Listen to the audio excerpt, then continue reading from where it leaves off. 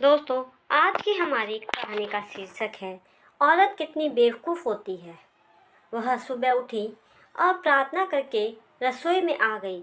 चाय के लिए चूल्हे पर पानी रखा और फिर बच्चों को जगाया ताकि वह स्कूल के लिए तैयार हो सके।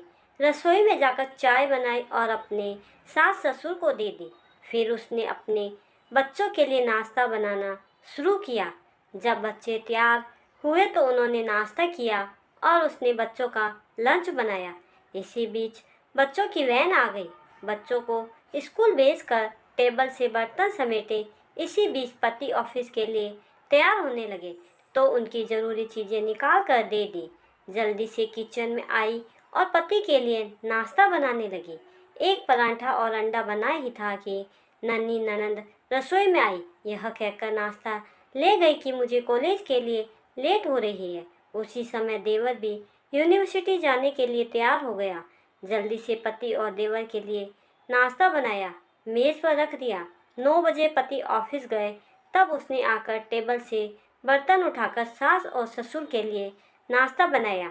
जब तक सास ससुर ने नाश्ता किया तब तक वह किचन में बर्तन साफ कर चुकी थी। सास ससुर के नाश्ते के बर्तन समेट ही रही थी तब तक सफाई वाली मौसी आ गई तो उनके साथ मिलकर सफाई की। मौसी का विदा किया तो 11 बज चुके थे। तभी घंटी बजी और उसकी विवाहित ननंद अपने 2 छोटे बच्चों के साथ आ गई। मेहमानों के लिए जल्दी जल्दी चाय और उसके साथ नाश्ता बनाया। उस समय 12 बज रहे थे। वह जल्दी से रसोई में खाना बनाने लगी तो सास की आवाज़ आई, आज अपनी ननंद के लिए अच्छा बनाना। उसने अपनी ननंद के लिए स्वादिष्ट खाना बनाया और जल्दी जल्दी रोटी बनाने लगी क्योंकि 1 बजे थे और उसके बच्चे आने वाले थे। बच्चे जब स्कूल से आए तब उन्होंने हाथ मुंह धोए, कपड़े बदले और उसने उन्हें खाना खिलाया। तभी कॉलेज से छोटी ननंद भी आ गई और देवर भी वापस आ गए। उसने सबके लिए जल्दी जल्दी रोटी बनाई और सबको परोस कर खिलाया।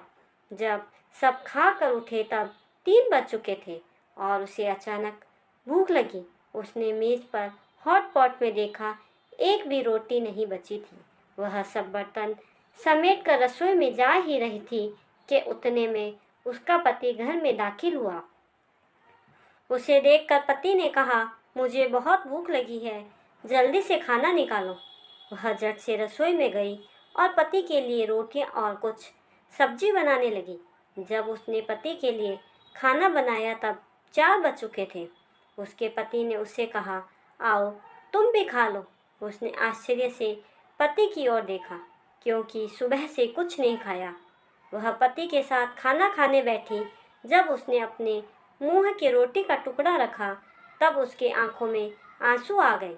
उसके पति ने कहा, क्यों रो रही हो? उसने सोचा, मैं इनसे क्या कहूँ, ये क्या जानते हैं कि ससुराल में इतनी मेहनत के बाद मुझे यह रोटी मिलती है जिसे लोग मुफ्त की रोटी कहते हैं। उसने पति से कहा, कुछ नहीं। उसके पति ने कहा, स्त्रियाँ कितनी बेवकूफ़ होती है जो बिना काम के रोने लगती है। दोस्तों, ऐसे ही ज्ञानवर्धक कहानियों को देखने के लिए मेरे इस चैनल को सब्सक्राइब करना ना भूलें। Thanks for watching.